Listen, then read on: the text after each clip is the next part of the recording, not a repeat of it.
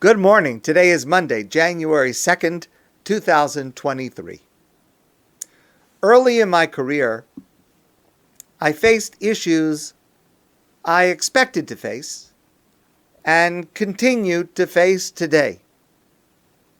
The problem of assimilation, intermarriage, domestic abuse, lack of faith in God, or lack of belief in the authenticity of the Torah.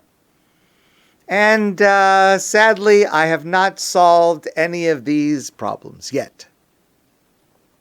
But over the years, there have arisen a few issues that I just never expected to be issues that I would face. And I have found myself in a position to speak about topics I never thought I would have to articulate. I never thought that I would have to speak about Jewish people, especially younger Jewish people, to support Israel. Not to agree with every decision of the Israeli government, but basically to consider ourselves on the same team. And we can no longer take that for granted. Of course, yes, that is true for many of us, but we can no longer take it for granted, especially among younger Jews. And so we have to address it. Bris Milah, circumcision for boys. I never thought I would face Jewish parents who would refuse to give their son a bris. But it has started to happen. And so we have to address it. And I never expected to see such a rise among Jews of cremation when someone passes away. And yet, the number of Jews choosing cremation is rising exponentially, especially in the United States, less so here in Canada, but also rising rapidly. One of the reasons for this is the rise in the rates of cremation within the larger secular society. So naturally, Jews who are more likely to be influenced by secular values will more often turn to cremation, just as the wider culture does.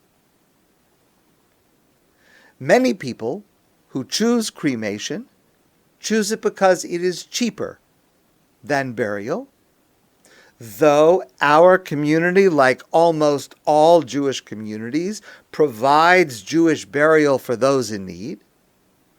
And I can tell you that every rabbi and every Jewish funeral home is willing to assist in mitigating the financial burden of burial. Surprisingly, many people choose cremation because they think it is better for the environment. Now, I say that's surprising because, in fact, cremation is now recognized by those who study this to actually be quite harmful to the environment. Cremation is prohibited, according to Jewish law, always, under no exceptions, and there is no dissent to that opinion in Jewish law. Burial of the entire body in the ground is a mitzvah in the Torah. It is one of Taryag mitzvahs, one of the 613 commandments. And it is the only method that complies with the gigantic, momentous value our sages describe as kavod hames, honoring and respecting the body of a person who has passed away. And Jewish burial, plus rejecting cremation, has been a hallmark of our people for thousands of years, well documented in both religious, Jewish, and in secular sources. Perhaps this was even understood by our greatest enemies, the Nazis, who not only murdered us, but burned our bodies to inflict on us a final, ultimate humiliation. Of course, the Nazis failed in their attempt to eradicate the Jewish people, and those ashes are holy, just as are the ashes of anyone who, God forbid, dies by fire. Those ashes are holy and are treated with the utmost respect in Jewish law. But choosing cremation is different.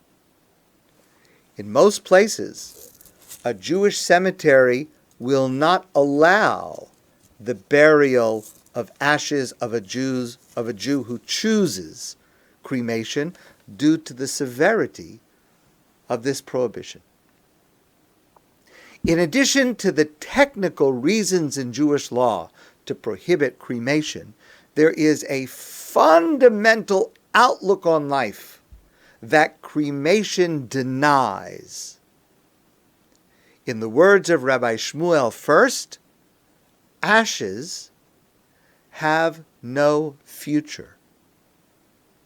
By choosing to convert their body to ashes after they die, a person asserts that physical material life is all that there is. There is nothing before, there is nothing after, there is nothing else. Judaism insists that physical life is important and must be valued and protected, but it is only one realm of life. Our neshama, our soul, our spiritual life is eternal because each of us is connected to God and thereby connected to each other. This is one of the most fundamental lessons that Judaism teaches to the world. And that is why a Jewish body is respectfully placed in the ground in a process that the Zohar, the classic work of Kabbalah, Jewish mysticism, calls zriya, planting. And Walt Whitman, in his famous poem, Leaves of Grass, expresses this in his words: I bequeath myself to the earth to grow from the grass I love. Because it is not over. We are not finished at death. We're just beginning a new chapter in a different realm. If you do choose Jewish burial for yourself, and you are not certain that your children share that same value, then it is important to stress to them your wishes to ensure that they will be followed. I say this speaking from experience of seeing children choose something for their parents that is definitely not what the parents would have chosen for themselves. If you or any Jewish person you know is considering cremation, please speak to me or any rabbi. We don't work on commissions. But our job is to explain and promote the most basic Jewish values and outlook on life. My friends, I want to wish you a great day, and I look forward to seeing you soon in person.